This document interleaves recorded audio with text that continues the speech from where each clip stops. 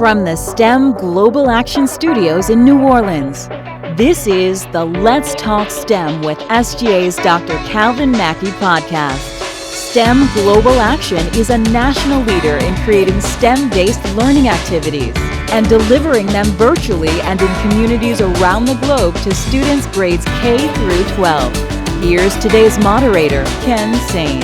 Hello and welcome to the latest episode of Let's Talk STEM with Dr. Calvin Mackie.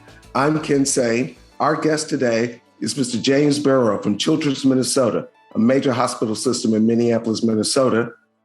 Hello, Mr. Burroughs. Thank you for coming. Hello, Ken. Thanks for having me. I appreciate being here. And of course, let's say hello to our host and fearless leader, Dr. Calvin Mackie. Hey, how you doing, Ken? Once again, I'm very excited to be here with Let's Talk STEM with my friend and actually Morehouse classmate, James Burroughs. I've been waiting for this. I mean, he's doing some amazing work, definitely in Minnesota and across this country, so let's get it. Let's do it, man. Great. So, James, you've had a long and very successful career. We like to start off with getting a little background and tell us your story. Tell us who you are, what you do, and where you come from, and how you got there. Sure. I guess I'll start by saying born and raised in Detroit, Michigan. When I left Detroit in 1985, went down to Morehouse College, where I was a classmate of Dr. Mackie. Enjoyed my life down there, was a political science pre-law major. So I had no choice but to go to law school because couldn't get a job after that with political science degree. Went on to Georgetown Law School, and after Georgetown, came to Minnesota in 1992. Came here to do some trial and legal work and work for a federal judge with the intent of always staying here 2 years and then leaving to go back to Atlanta or back to DC or Detroit for that matter. My goal in life was to be mayor of Detroit when I grew up and was going to go back to be the mayor. But 30 years later, I'm still here in Minnesota. I've had a good run of many types of careers and serving the community, and I'm very blessed. I have a 9-year-old daughter, Teresa Ann Burroughs, who is a sickle cell warrior as well. And I enjoy being with her, hanging out with her, and she's the love of my life and the light of what I do. So that's me in a nutshell, Ken. Being in Minnesota, you all have had some social issues that have raised to the national level, namely George Floyd and primarily also COVID. And those two instances raised the whole issue and put a spotlight on different inequities in our society. Can you speak to some of those inequities and how you all have been dealing with them? Sure. I want to go back, if you don't mind, Brother Calvin, to before George Floyd, there was a brother named Philando Castile. That's right. And at the time, Philando was murdered by police. I worked for the governor here, Governor Mark Dayton at the time, as the chief inclusion officer for the state. So when that murder happened in July of 2016, I knew my job and my life had changed. So I worked with the family, worked with his mother, his uncles, to get kind of relief and investigation of how we need to change police practices.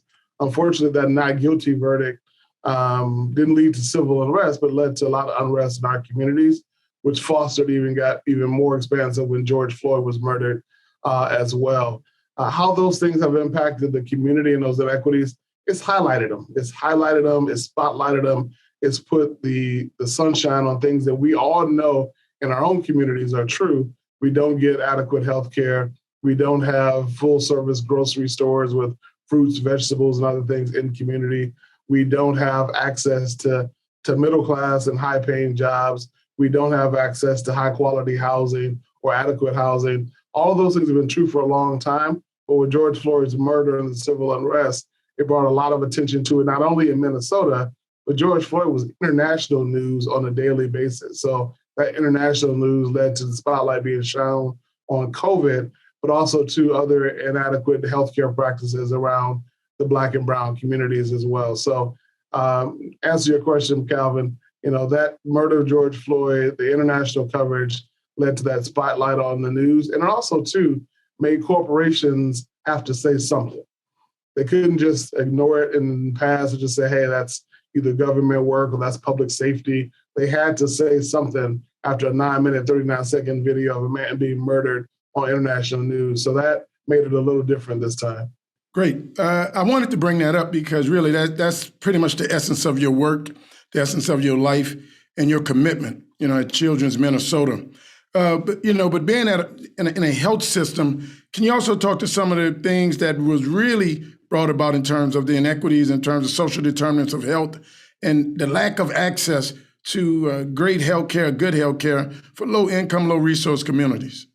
Sure. I mean, some of the things are as simple as getting to the hospital location. So we have two hospitals, one in St. Paul, one in Minneapolis proper. The one in Minneapolis was 6 blocks from where George Floyd was murdered. So if you remember, during the civil unrest, you had National Guards, you had boarded up buildings, ours being one of them, and National Guards out in presence. Public transportation was hard to get to. So most of our parents and families of color take public transportation. So it was inaccessible for them to come to the hospital system and get their kids checked at a regular basis, a well child check. So that exacerbated those health disparities. Another thing that exists here, housing. As you know, a lot of civil unrest led to the burning of buildings, houses, homes, and businesses. Those businesses were burned down in predominantly neighborhoods of color. So once again, the neighborhoods of color burning down, the housing burning down, access to home ownership or rental homes that provide access for these families to have a stable home to be in, which is one of those social determinants of health, was impacted by that civil unrest. If you go further than that, jobs. A lot of jobs were impacted tremendously by COVID and also too by the civil unrest. So let's say that, we have these work from home jobs now that is accessible to a lot of folks. Well, let's say you have a home where you got 8 people in the home. You got the parents, you got kids, you got aunts and uncles. I grew up with my grandmother, so my grandmother lived in the home at all particular times. It was not necessarily in my house a quiet place to go work, to go to school, to get on the Zoom or computer. And once again, do our families and our employees have access to internet? Some of them don't have access to internet. So therefore, that other social determinant of health, employment was impacted, and also access to internet. So Calvin, all of those things plus more were impacting the way our families could access the healthcare system, access employment, have safe and fair housing that they could be in, and also too, just live. Day-to-day living was hard as a Black and brown person during that time too, because once again, let's go back to when George Floyd was murdered. Nobody felt safe calling the cops for anything. Nobody felt safe going to different neighborhoods. And after George Floyd was murdered, if you remember, Dante Wright was murdered soon thereafter, a 17-year-old man in Brooklyn Center. And after that, Amir Locke was another person killed by police on a no-knock warrant only 3 to 4 months ago as well. So that impacted what is racial trauma in the community as well. So, with all those social determinants of health, plus racism, plus racial trauma dealing with police shootings and public safety, it was just a hard time and still is for our community. Martin Luther King said, a riot is the language of the unheard. And you have definitely been a voice for many of the people that felt they've been unheard. And I'm glad we started off talking about the social justice and the inequity piece, because on Let's Talk STEM, a lot of people don't see STEM and healthcare and things like that as social justice. So when we don't have access to the things that otherwise would give us a healthy, productive life, environment, community, family, even the air, those are social justice issues. And that's why we created this platform, to bring voices like yours to the platform, to let the community know that all of these things are just as important. We can have policy, we can go in the courtroom, we can fight for bills, and we must do that. But we also have to make sure that we have access to great education, pathways that allow our kids to become whatever God has impregnated them to become. So can you talk about, that intersectionality between social justice and healthcare, like the lack of Black and brown doctors, and things like that impact your industry? Yeah, you make a great point. The point for me is that intersectionality drives all the work we're trying to do. Because let's know that this is for sure. When I grew up in Detroit, Michigan, I saw people who looked like me on a daily basis. So the owner of the grocery store was a Black man. Mr. Morton owned the cleaning shop. Mr. Goody owned the pool hall. There were plenty of Black car dealerships, plenty of Black funeral home directors, plenty of Black people in general who own businesses. So when I grew up, I saw representation of people who look like me. So I knew I could be anything in the world. I could be a lawyer, I could be a doctor. My doctor was Black when I was a little kid. So that representation matters. So it goes to the point you asked, how does it impact those things in community and social justice? If I don't see anyone who looks like me at all in any profession in the hospital system, doctor, nurse, medical assistant, CSA, radiologist, technician, laboratory technician, if I see nobody looks like me, I then get the image that, man, maybe this is not for me. But I see everybody on the basketball court, they look like me. Okay, I need to go play basketball. All my boys are playing football, let me go play football. And not saying either of those things are wrong, because I played basketball, football growing up. But if that's the only thing I think I can be, that determines sometimes my trajectory of what I think I can be. So the social justice aspect for me starts with, who do you see in those particular places and spaces who looks like you? The other aspect of it is, what we forget about is, you got lawyers, you got policymakers, you got all that, but the economy is driven and innovation is driven by those in STEM careers. The things that you do, Dr. Mackie, the things that you do with your STEM Saturdays, the young people in white coats, that innovation, that knowledge, that creative knowledge to create solutions for the things in the future, the problems of the future, is what we need. And a lot of times those things are impacted by social justice. What I learned so much about was the social determinants of health. I knew nothing about that growing up as a kid. I didn't know what the social determinants of health were. But then I figured out, oh, it's just me. It's getting some housing, some employment, making sure that the water and air is clean. Like, oh, that's social justice. Now, healthcare has ignored those things for the last 50, 60, 70, 80 years. But now I think is an opportunity for young people to get involved in these careers, to get involved in these opportunities to change things from a social justice lens, that you can serve in those aspects of the jobs you have with a social justice equity lens. So you can see if the impact on, let's say, disparities in asthma, which we have, are impacting the Black community more than the white community. You can dig deeper and say, why is that happening? Is it the air within the homes, or is it the lead within the homes? Is it other things within the community? Are there dump sites in communities of color more so than dump sites in the white community? Those are the kind of things you can look at. With access to well child checks and well child visits, which we have a disparity in as well. Do our parents have access to getting their kids to and from a clinic, whereas opposed that a lot of those families are two-income families. Both parents are working. They don't have transportation. Or a lot of times they have been treated in a racist manner in a healthcare system. Like, why would I go to the doctor? Growing up as a kid, the doctor for me was the ER. So if I got hurt and was bleeding too bad and the Band-Aid and the back team didn't protect it, okay, we're going to go to the ER and put a patch on and get some stitches and roll out. It wasn't going to the healthcare system that kind of treated us in a racist manner sometimes if we weren't, necessarily looking like the traditional white family. Even in the city like Detroit, that happened. So, and that's a great point you bring up. And we're trying to bridge that gap between the lack of representation of healthcare workers and what our kids do and do not see. Recently, we just had a lung and respiratory day where we had over 200 kids in white lab coats, and we had upward of 50 healthcare professionals. We had a couple of, cardiac thoracic surgeons. We had, surgery residents out. We had Black and brown students from LSU and Tulane Medical School. We had pre-medical students from Tulane. But to see these families and to see these kids respond to the fact that they were in a safe place, in a collaborative environment with healthcare workers, really created a mindset that I can be this too. Most time kids and parents only get to meet doctors when they're sick. But what we're trying to do is bring together these entities and these stakeholders such that they can develop this relationship so that our kids can dream. And that's one way I think all of us have to look at this issue, right? If it doesn't exist in our community, we have to bring it, we have to bring it to our community.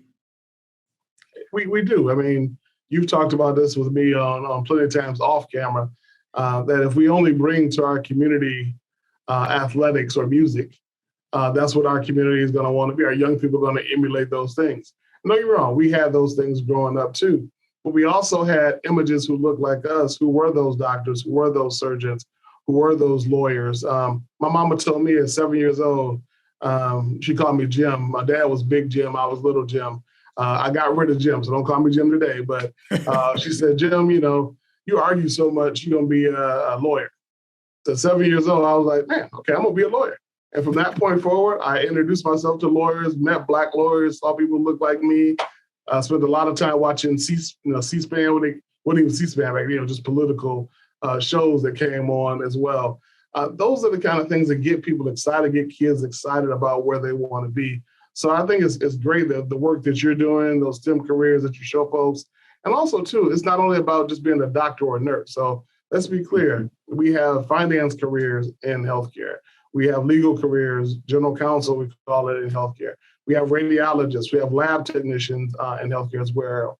We have medical assistants who are patient-facing care, but you don't have to have a medical degree as well. So those are a lot of different careers. We have facilities. We have I want to say we own 2 hospital systems, and we own about 12 clinics. So we have facilities, real estate management is something that we have to do as well.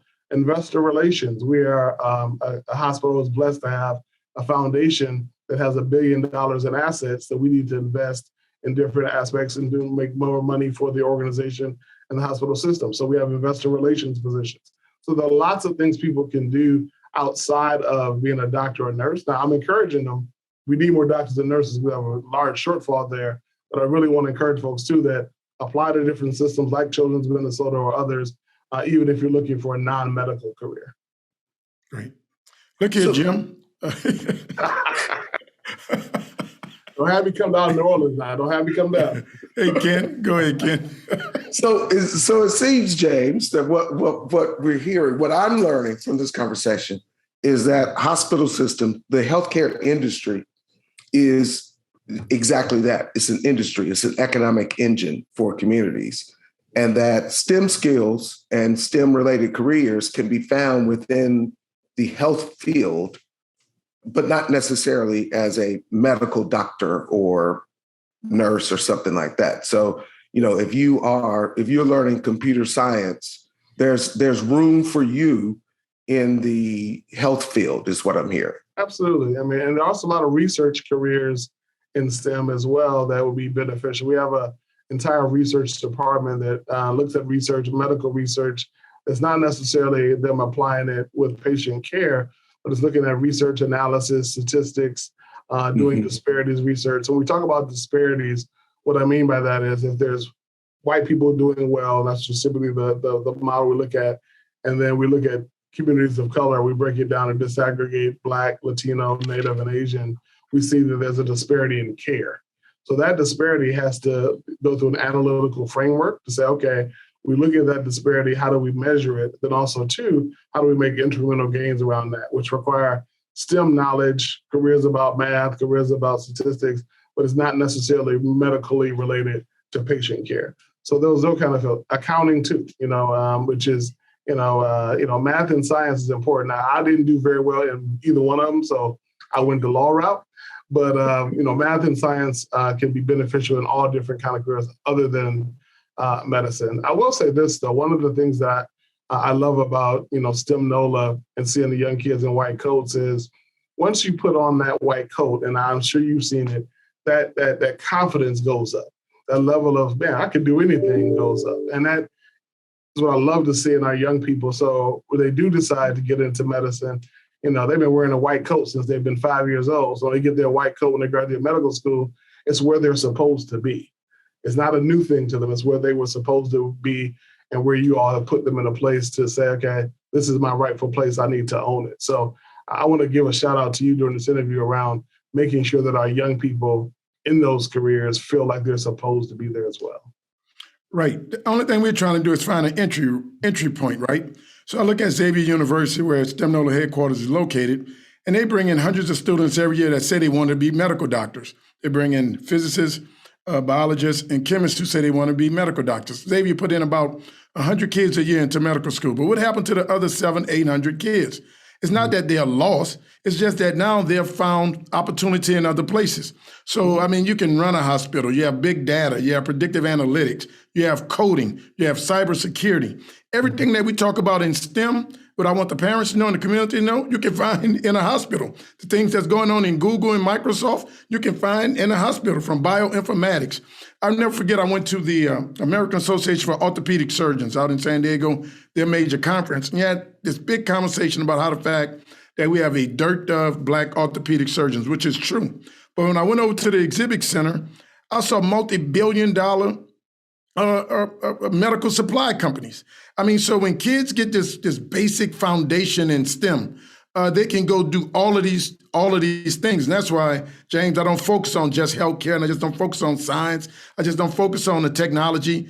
We have to give our kids all of these experiences and exposure such that they can find themselves and find their place. I tell a story about my son, my youngest son. He came to me and said, Dad, I don't want to do STEM. I want to use my voice. And I said, boy, that's STEM too. When you start looking at sales and marketing, you start talking about being a spokesperson for a healthcare system or even being an equity officer. I mean, that is, you got to have a reservoir of STEM knowledge, but you also have to have the ability to engage and speak to the community and other people. So that's why we're taking this holistic approach to STEM. Do you have anything to add on why STEM is so important, to the healthcare industry? I think you summed it up. I think the only thing I would add is that STEM is transferable to many different types of careers. So I equate STEM to my law degree. So I got a law degree 30 years ago. People were like, oh, you're going to be a lawyer, you're going to be in the courtroom, that's going to be. Well, no, I went from being a lawyer in the courtroom to being a general counsel, advisor at a nonprofit. I went from there to being a stockbroker for Merrill Lynch. I went from there to being a party and club promoter for a couple of years, getting my 20s together, doing what I want to do in the clubs. I went from there to, going to work at a school district where I was working in equity and inclusion. So that law degree helped me go out other places. Same with the STEM degree. You don't have to be pigeonholed into one particular area. You can try different things, and all those careers that you mentioned, you can try that with that STEM knowledge and STEM degree. And you still need to know how to communicate, advocate for yourself, and move things forward as well. So you've covered it pretty well, and I just added those few things about, it's transferable to any types of industries. Yeah, but I didn't say, tell me about that being that party promoter, man. That's what got me. Yeah, that was, you get laid off from a job and you're like, okay, I got some money now. So I like music. I've been a DJ all my life, a DJ 20 years.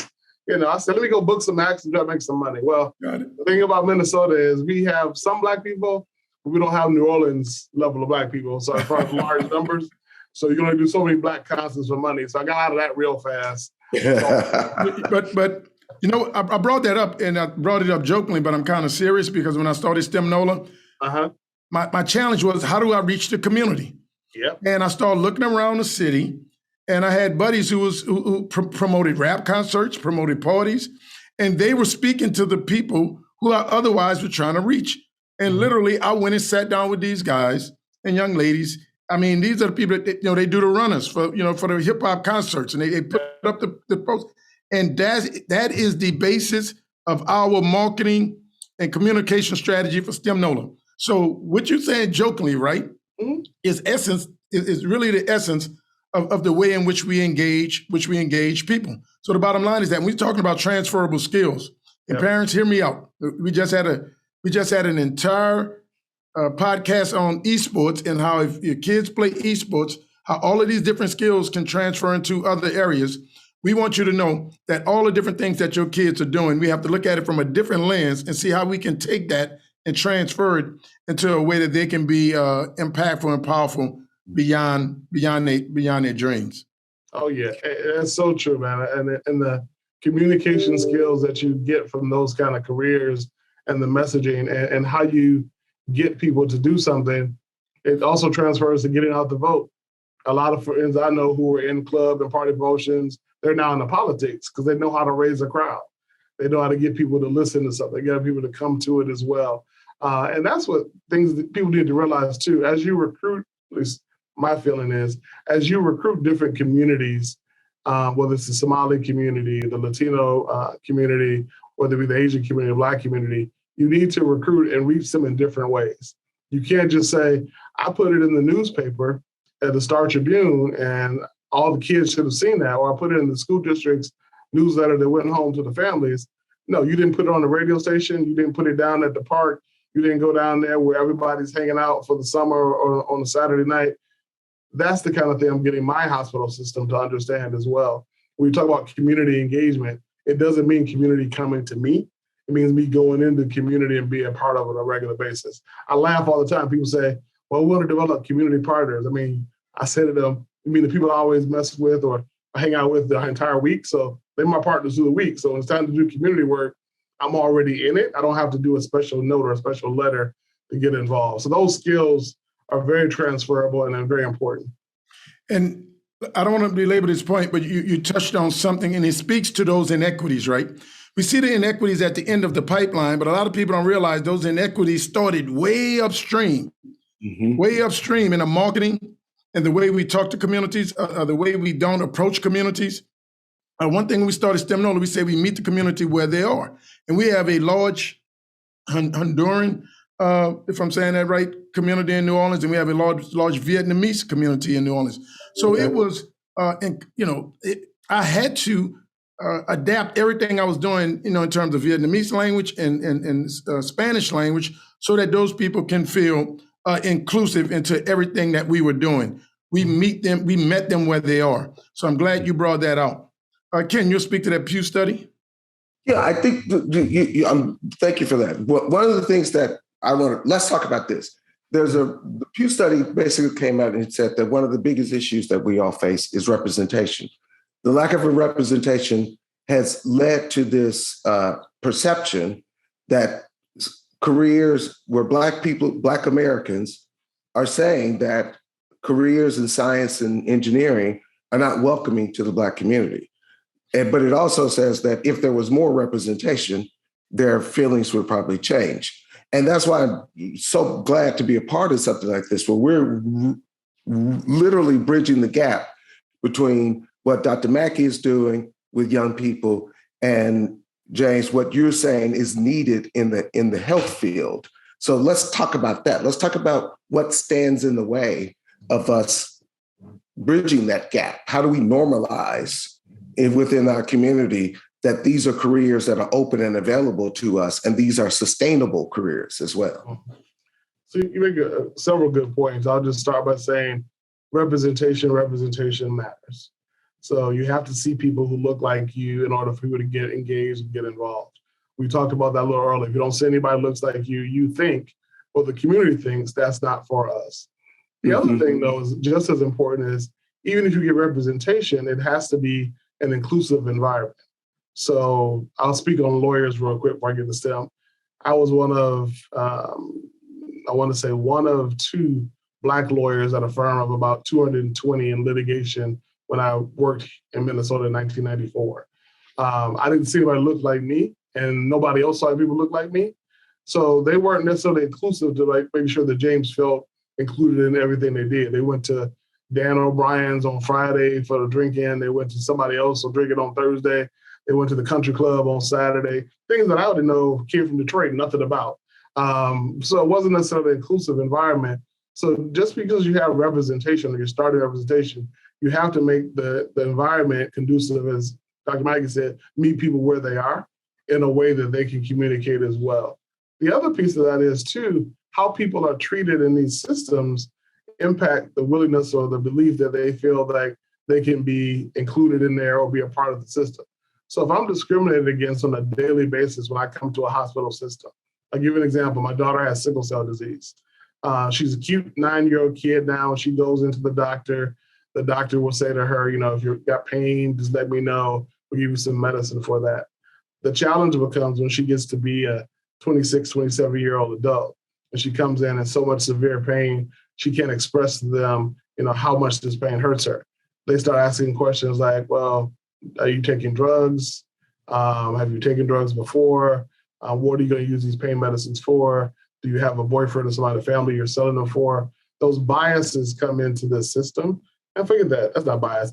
This racism is built into the system that treats her and others like that. So when they come into this system, they're saying, you know what? Of course they don't want me in this system because it's a racist system that treats me with disdain when I come into it and treats me with disdain when I ask for and seek medical treatments that everybody else should have as well. So I think that's the third thing, Ken. I think those are the things that limit people's ability to see themselves. They're not feeling valued or included. And also, too, they've been treated in a racist, discriminatory manner over several years because of that's the way the system is built. So when I talk about the system, too, it's not just healthcare. It's all the social systems around it that reinforce that as well. So those social determinants of health, they've been discriminated against in housing, employment, education, and other places. And this is also the last bastion where they do discriminate against too in healthcare as well. So I think all those things contribute. That's great. That's great. We're about to run out of time. Dr. Mackie, last words. This has been great. Over the last 2 years dealing with a global pandemic, it has shown us the need for everybody to be STEM literate and, more importantly, health literate. So at STEM Nola and at STEM Global Action, we've created this platform to try to bring as much information we can in a very plain way, like Malcolm X would say, make it plain to people, whereas they can digest it and then make actionable decisions based on the knowledge that they have. I'd like to say thank you to James Burroughs for being here today and making it plain for the community. At STEM Global Action, we look forward to partnering with you. Anything we can do to help you, your mission, and your goals move forward in the Minnesota area and across this country, don't hesitate to call us. And Morehouse did well. They did well to have two of their sons today chopping it up on issues that maybe can just transform a life. They definitely did. Thank you all for inviting me. I appreciate being here. And we will partner. We will bring social justice and social change through STEM to Minnesota and do some great things as well. So thank you for having me, Ken. Thank you for having me, Dr. Mackie. Great. Have a nice one. Thank you for joining us, James. And thank you again, Dr. Mackie. That's our episode for today, here where we'd like to talk about STEM. We hope you'll come back and join us. And in the meantime, follow us on all of our social media channels. Thanks again. We'll talk to you later. You've been listening to a STEM Global Action podcast. Through our STEM-based programming, we put students on a path towards quality jobs in science, technology, engineering, and math. Visit us at www.stemglobalaction.com. Until next time, let's keep talking STEM.